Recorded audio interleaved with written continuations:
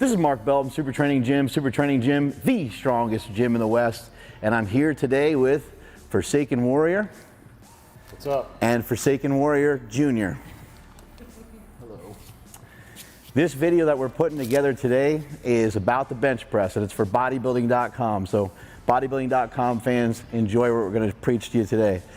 I have never actually seen Steven. I've never actually seen him lift before in person. Have only seen him just do a deadlift the other day. Never seen him bench. So what I always like to do as a coach, I always like to see what he can do first, and then we're going to judge it from there. So before we do that, we're just going to go over some brief setup, which is more for you guys out there. He is a seasoned lifter. He knows what's going on. 843-pound deadlift. Yep. How much in the squat? 804. And how much in the bench? 501. See, he already knows how to bench. He's already really strong, but what does he want to do? What do you want to do? Get stronger. He wants to keep getting stronger. This mission, as you guys will find out, never ends. So I'm going to have my boy Smokey come over here, and we're going to demo how to bench press. So the first way that we're going to show you how to bench press is just his normal way of benching. So notice he just sat down, right? You want to try to get a routine for every little piece of this puzzle that you start to work on. Why do you want it to be a routine? Because you want it so etched into your body, and you want it to be so routine, no matter where you go or when you have to lift, you're going to do it the same way every single time, even though the lights are going to be different, the crowd's going to be different, the gym's going to be different, the bench is going to be different, the weights are going to be different. But guess what stays the same? Is you and your little mini routine that you go through each and every time that you set up on the bench. So he's just going to set up the way he normally would. I'm going to talk you through it. So let's just talk about for a second what he just did right there. So unwind all that stuff for me, please. Okay, first thing that we do at Super Training Gym whenever we're teaching bench, squat, or deadlift, we always utilize the bar to get in position for the lift. This is no different. It's a bench press. We're going to utilize that barbell. We're going to basically swing off that barbell to get ourselves into position. So right now he's flat as a pancake. He's as flat as he can be. He can feel his back pressed up against the pad. Now he's going to reverse and kind of undo a lot of this to get him in a much safer and much stronger bench pressing position. So watch him pick himself up. He's going to tuck those shoulders into his back pocket, bringing his shoulder blades, rolling them inward and downward towards his butt. Gonna have him do it one more time. Got to get this guy some exercise. He's looking a little chunky. Also notice what he's doing with the feet before you go anywhere. Notice that when he wiggles into position, that his feet are going to remain where they are. Now this is the way that he likes to bench press. I think you're 5'7", 8? 6. He's 5'6", and so this is the way that he likes to bench press, because if he had his feet flat, he probably wouldn't feel like he had enough power and enough stability to bench press the way that he needs to bench press. Check your federation. Some federations don't allow you to have your heel off the ground. So here he goes, setting himself into position. The feet stayed where they were, and the back was tightened up. We're going to do this one more time. So let's watch from the shoulders here on this one. Watch what he does with his shoulders. And then watch at the end what he does here with his hips now. What are you doing there with your hips? You're pushing yourself this way? Driving into my shoulders. He's driving into his shoulders. He's bench pressing off of his traps. Remember, I say this time and time again, so you guys should already know this message, but I say it over and over and over again. The reason why we are arching in the first place is to create more stability and to shorten the range of motion. If we arch any further, and we don't improve those two results, then we're just arching for arching's sake, and it could be a position, you could be getting in a position where it could be harmful for you. But in this case, this isn't harmful. This is what you're supposed to do. Even though he's laying flat, there's still some space between him and the bench press right here, because that's the natural curvature of your spine. So what he's going to do, he's taking his upper body, he's going to pinch his shoulder blades not only together, but also downward. We do that on bench, squat, and deadlift. Taking those shoulder blades, jamming them in the back pocket. And Mr. Cameraman, if you can come up here and catch this angle here, I'm going to get a little touchy-feely with him. But you see how that shoulder blade is locked in the socket. It's locked back into the shoulder blade. Also, you see, like, I can't really see his armpits. If he unravels all this, I can see his armpits a lot, right? He gets the tension back on. This is the way it should be. His arms are real solid. His chest, his whole body is really solid. He's in a good, solid position to hit a bench press. So now he's going to take the weight out of the rack finally, and we're actually going to get into some bench pressing. So from here, he's going to take the weight down. As he takes the weight down, he's trying to bend the bar over his body. He's pulling the weight into himself a little bit. As he presses back up, he's going to push up and back towards that outstanding beard that he has there. He's going to come down again. You would like to try to keep your wrist straight, but everybody's going to bench a little bit differently. The position of his wrist is good right here. They are slightly cocked back a little bit. Yes, I said cocked. His wrist is cocked back a little bit. One thing that we're really looking at, if you can come from an overview up here, we can see where the barbell is in relation to his elbows and wrists. His elbows and wrists, you'll notice, are on this side of the barbell. They're on this side of the barbell. That's where they should be. If his elbows are not tucked in properly, then they're going to be on the outside. And he really doesn't have a whole lot of strength to press from that range of motion. So the elbows are tucked into the sides. It doesn't have to be severe. He doesn't have to go ahead and take him in even deeper. It doesn't have to be, like now he's in some funky, weird position, right? He's not going to be able to bench press out of there. So he's going to undo that a little bit. He's got good stability. He feels good, in a good position to press. He's going to push up and back. He's going to do a couple reps in a row so you can kind of see what that looks like. There we go. All right, so a crucial element of the bench press is to utilize your lats. Your lats, your back is what you're laying on. It helps to stabilize you. To demonstrate, we happen to have a bodybuilder in the house, and she's going to show us how to nail that front chest pose. That's going to be the same exact thing that you're doing out of the bottom of the bench press when you're trying to get that momentum and you're trying to build speed and power off the bottom of the bench press. Your lats are going to be something that has to be engaged, and this is pretty much how you do it. Oh, she's getting the legs in there. Yeah, gotta practice. And you can see how far out the lats come. They're not just under the armpit, that goes all the way down into her waist. When you're bench pressing, I'll go head to head with her right here. When you're bench pressing, it's going to be that same thing where you're trying, I can't even keep my hands in the right position, I'm not mobile enough. But you're going to be in here and you're trying to flex your chest up as high as you can, and you're trying to keep those lats tight. Show us from the back.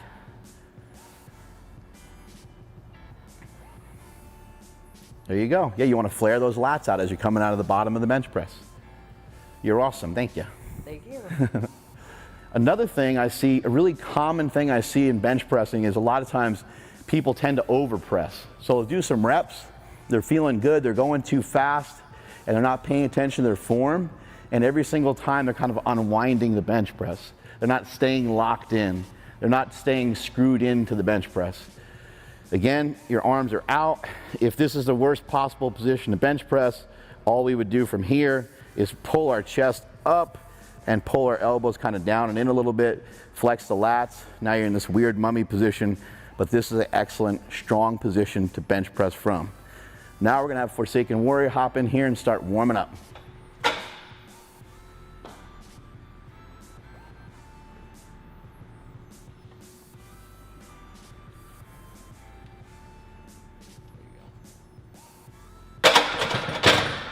Oh my God, where can I get these? You can buy this on bodybuilding.com. How about that?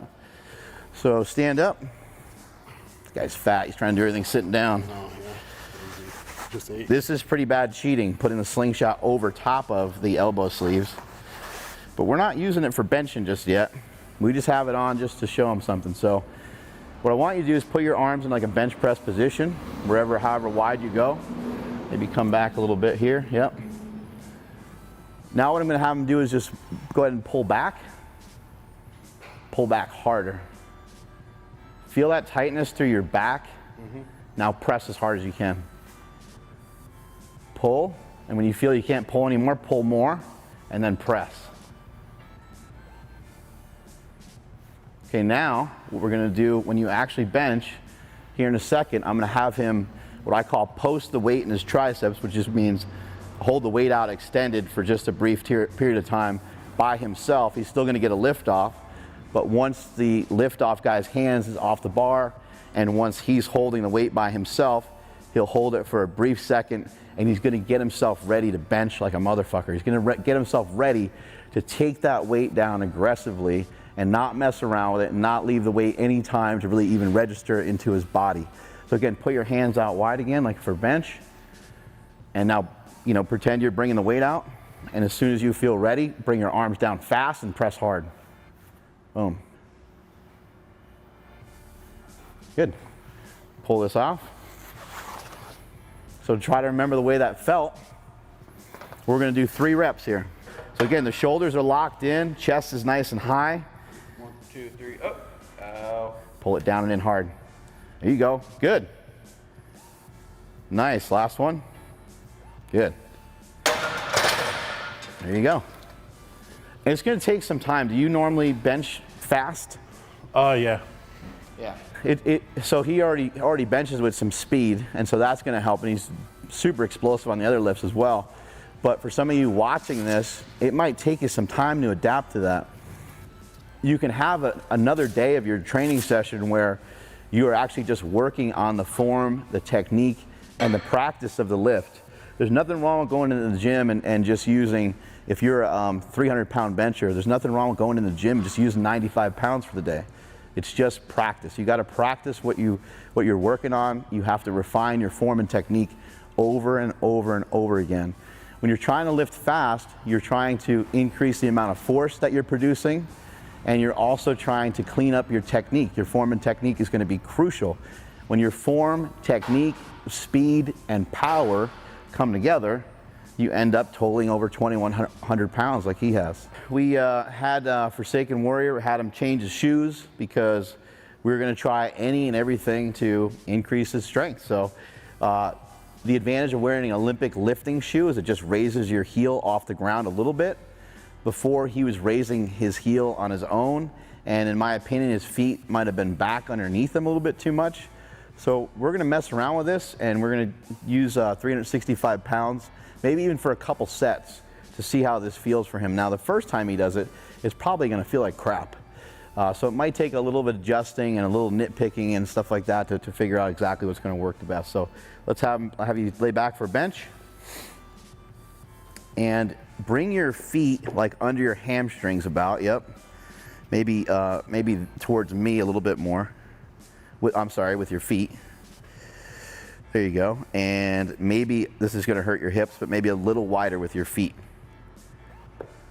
There we go.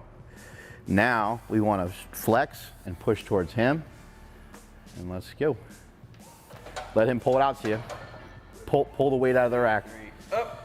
Out. Just a single. Good. Good. Good. Butt stayed down. Looks like you're in good position. Might feel a little foreign to you, but let's roll with that for a few sets. How do you feel? The only thing that was weird was going out like a little wider. Yeah. And I could feel it more. Oh yeah, it can be devastating. A lot of times before bench pressing workouts, we'll warm up our lower body. We'll do something like the couch stretch to try to open up the hips before we start our bench pressing session. The bench press is pretty brutal on your lower body. No one really ever thinks about it, but the position that we're trying to hold is kind of awkward. I just don't think our body is really even designed to do it, but we have to do it. We're power lifters, and it's part of what we're asked to do. So we do have to maintain this weird position for a couple seconds in a powerlifting meet. And in my opinion, the best way for somebody, stand up for a second. You guys can see he's taller than me. For someone who's well, he's got the Olympic lifting lift there, but he is about the same height or taller than me. And as you start to get taller, I think it's a mistake to have your feet back behind you too far, just because I think it puts too much pressure on your back. Plus, with how thick he is and everything, I think it's not a great idea. So we're going to play with it for a few more sets, and we're going to see what happens. A common mistake that many people will make is they will push towards the guy that's lifting off for them. And what I was just explaining here to Forsaken Warrior was to, if anything, try to pull the weight out of the rack rather than push it. It's a lot of wasted energy. It makes it a lot harder for the lift-off guy to get those weights out to you. So try to really pull those weights into you. It's gonna help you engage your lats earlier. If you're pushing, a lot of times that's gonna leave those shoulders out of place. If you're pushing up and back, then your shoulder's gonna be like this the whole time. You're not even gonna be able to really be able to tap into your lats or your chest, because you're gonna be like this the whole time. And you need to be like this. So pull those weights out. The elbow might even be just slightly bent a tiny bit. Triceps are still real strong and tight. Do that one more time. Stay flat. Okay, try to relax a little bit more and try to breathe as you get in position. You get a nice breath. Kind of like stretching. Like if you're stretching and you're not breathing, you're gonna be wound pretty tight. Okay, good. Now let's get those elbows down and in a little bit right now. There we go. And he's gonna hand it out to you. 1, 2, 3, up, out. Start. There you go. Drive it. Good. Good, looking good. On the lift off, so when he told me to turn my elbow in to get tighter, I could really feel my lat engaging really hard down here, almost to the point where I was like, oh man, I felt really locked in at that one. So what that'll do is he mentioned that his left shoulder tends to hurt here and there. When your shoulder's locked back into position where it should be, it's gonna take a lot of stress off it. So if this monster, how old are you? 32. If he can keep going hard the way he is, even for just another 3 years without any injuries, what he's gonna be able to do is gonna be amazing. He's gonna be able to probably deadlift almost 900 pounds. He'll probably be able to squat close to the same. Yeah. And he'll be benching mid-5s or maybe even close to 6. It's just a matter of time. He's already putting in the effort. The guy already works out like an absolute lunatic. I know some of you may have seen his Instagram. You might have seen some of the YouTube clips of him lifting like a maniac, deadlifting like a maniac. What goes through your mind before you go and do some of those big deadlifts sometimes? Just a whole bunch of hatred. All the bad things that have happened to me in my life, just trying to get like real psyched up and real passionate about it in that moment to get me just pulling crazy. So just get yourself fired up. get fired up and just get as crazy as possible. You know? All right, we're gonna load that weight up a little bit more. Here we go. Let's rewind that one more time. I think you can do a better job of arching. Let me come back there for a second. There's 3 different spots where your spine should be able to arch. Unfortunately, I probably only have one of those areas that can arch, so I can like barely pull my shoulder blades together. But he's been powerlifting for 20 less years than me, so he can move a little bit better. So as he goes to pick himself up, I'm actually gonna maneuver him into position a little bit myself. So go ahead and pick yourself up. And we're gonna tuck him in here. There we go, good. Let's try it one more time, come back again. Let's try to pull this area right here up as much as we can. So we need a lot of arch from this area. Not so much low back, but kind of mid, okay? So here we go, 1, 2, 3. There we go. Good, give him a lift off. You guys can practice that at home, very easy to do. Just pushing somebody's shoulders and traps towards their feet. Good, pull the weight out. Out. Start. Press. There you go, good. That is looking fucking beautiful. Feels good. It looks really good. 455, sound good? Haven't been that high in a while. Let's try it. Let's go 10-5 then.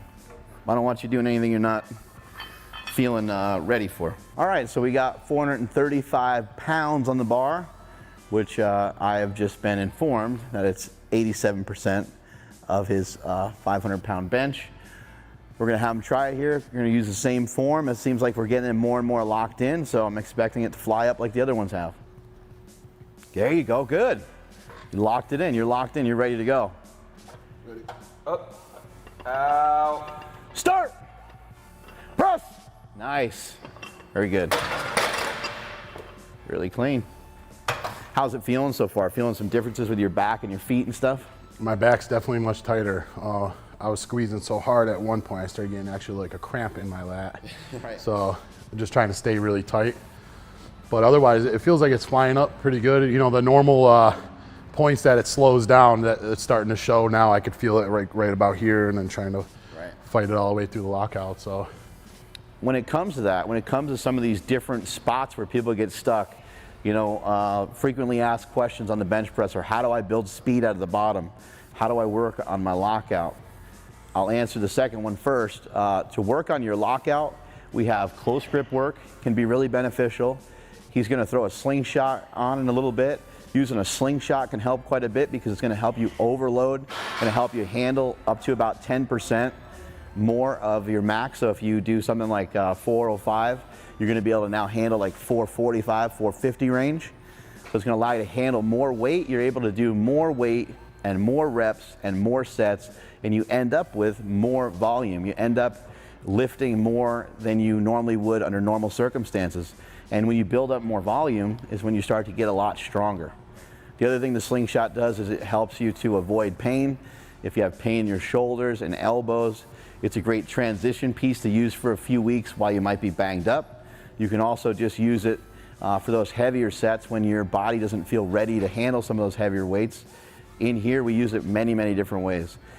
You also, when it comes to building up that lockout power, we have the close grip bench, we have the slingshot bench press, we also have incline bench press. You can use dumbbells, but I think an incline barbell press works your lockout a little bit better. And the reason for that, it would be the equivalent of a deficit deadlift in the deadlift. A deficit deadlift can actually sometimes help your lockout because the range of motion and the duration of which you're under tension with the barbell is longer. And so same thing with the incline press, where you're taking that ability to like arch out of it, and now you're kind of just flat back, and now it's just kind of you versus the weight, and there's really not any tricks to any incline benching, although sometimes you see the guys in the gym throwing their hips way off the, or trying to launch it down to their stomach. But you'll find out that every rep that you start to stutter on a little bit on an incline bench is always right here. You go, "Er." Every time you're able to push it up off your chest pretty good, and then it just gets stuck. So some incline barbell work can help quite a bit for lockout. What are some things you use to help your lockout? Definitely inclines, overhead pressing, that seemed to help me out a lot, and then just hammering triceps a lot more too. With tricep extensions, things like that? Yeah, even like doing like a JM press or something like that. That just seems to help. Spoto press, stuff like that too. All right, here we go, 455. Come on. Listen to me, I'm gonna give you commands, all right? Here we go. Same thing, get that same setup going. Lock those feet in.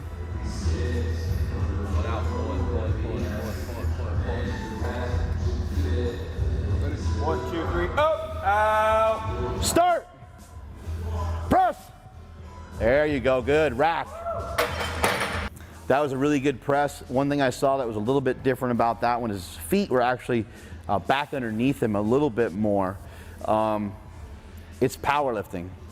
Stuff's not gonna be comfortable, and you gotta get yourself comfortable with the uncomfortable, but you don't wanna make yourself too uncomfortable. So I think if you just, let's get you back in position again.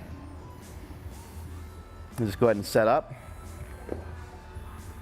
I'd like to see your heels under your knees more. So have your heels that way a little bit more. This way. About right there. Okay, now make sure you leave your feet where they are though, okay? And go ahead and scoot yourself into position. That's plenty, like that's plenty stressful to even maintain that. Before your feet were under like your butt. So in my opinion, which my opinion is always right, I'm the people's coach. We all know that, right? Absolutely, yeah. Can I get a hell yeah?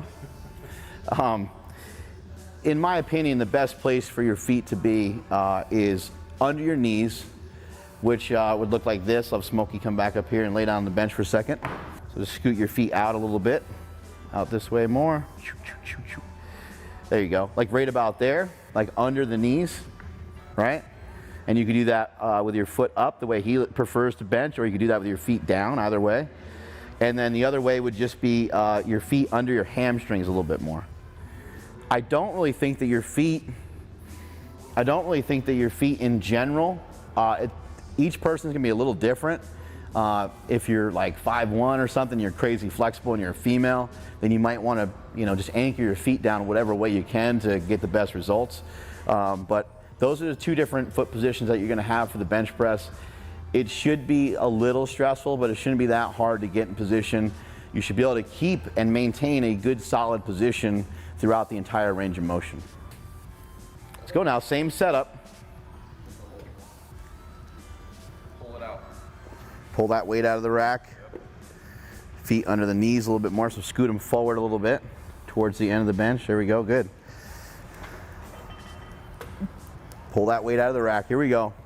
Listen to my commands. I got you. 1, 2, 3, up, out. Start. Press. Start. Press. There you go, good. Clean. The reason why I'm yelling those commands at him is A, that's what we do in powerlifting meets. We have commands that we have to listen to. And then also, the other reason why I'm doing it for him is just to give him a cue to start fast. And he was having a little bit of trouble as the weight got heavier. He was struggling a little bit to go fast. The slingshot is now giving him enough protection to where he can go faster. So, you know, in a lot of his training, he'll utilize this. He's coached by Josh Bryant, who's was the youngest guy. I don't know if that record still stands, but he was at one time the youngest guy to bench 600 pounds. I think he did it like 20 years old or something. Something wild like that. And in his programming, he uses a slingshot quite often. And my favorite thing about it, I know I'm the inventor of it, so I'm always going to be pushing it and excited about it. But my favorite thing about it, and the thing it's taught me the most, is to be faster. Because now with that thing on, you can just drop the weight and you'll still feel secure. Let's go for another double now. Here we go. Come on. Ready? 1, 2, 3, up, out. Start. Press. Start. Press. There you go. Nice. Woo. Oh yeah. Good work. Try a single with 5. Yeah, let's do it. All right. Come on, now, here we go. Another strong press. Pull it. Just 1 rep this time. Get everything locked in. Feet look good, good position. Lock in that upper back. Pull those elbows in. Pull the elbows in now a little bit. There we go, good. Yep. Ready? 1, 2, 3, up, out. Start. Press. There you go, up and back towards the rack. There you go, nice. Good job. So you saw at the end there, he started to get a little stuck with the weight. That was 500 pounds. We took the time to throw the 2.5 on there. We got proof. Wasn't 495, it was 500 pounds. You saw him get stuck a little bit there towards the top, and I just yelled at him to push up and back. You want to push towards the beard. If you don't have this illustrious beard, you can push towards your 2nd or 3rd chin. If you don't have that many chins, then you could push towards your neck a little bit, basically. But you do want that barbell to travel in a little bit of a J shape, because if you just try to push straight, a lot of times what happens is the second that you go to push straight up, your elbows start to come out right away, and then you really have nowhere to go. In this position, same thing with like an overhead press, kind of the same thing. You can kind of maneuver your body around the barbell as you're pressing the barbell and as you're moving the barbell. It's the same thing here. As we're pressing, we're gonna just push up and back, and we're gonna glide underneath it by forcing the elbows out. Did you feel that a little bit when you were pressing? Yeah, actually, like I pressed straight out, and that's where I got stalled. But then when you started saying to push back, started coming back, and then it went up much easier. So give that a try in your training. It's going to make a huge difference. You want to push up and back. There's very, very few people, some shorter athletes and some people get crazy arches that can push completely straight. So when you get that advice, realize there are more than one ways to do things. Even myself telling you to bench in a little bit of on a little bit of an angle, it may or may not be for you, but it's going to work for almost all of you. My years of coaching different people and seeing so many different body types, this works for almost everybody. So push in a little bit of a direction towards your neck. He did a lot of good things there, you know, towards the end. Throwing the slingshot on was ended up being really good, because we got in more work that he probably wouldn't normally be able to do unless he was trained up for a meet. So he did what, 455 for 2. yeah, 475. We got 475 for double, and then we ended here today with 500. And that's something you can use at the end of your training session for the last 3 or 4 sets. That's the way we always use it here. I don't really do workouts that are just in a slingshot, but if you're banged up a little bit, you can use it for a week or 2. But most of the time, I just wear it for an extra 3 or 4 sets after some of the main exercises. Anyway, that is how you bench press from head to toe. This is Super Training Gym. This is my man, Forsaken Warrior, or her man, actually. I'll be your man. Anyway, that's all the time we got from Super Training Gym. Thank you so much, bodybuilding.com. Strength is never a weakness. Catch you all later.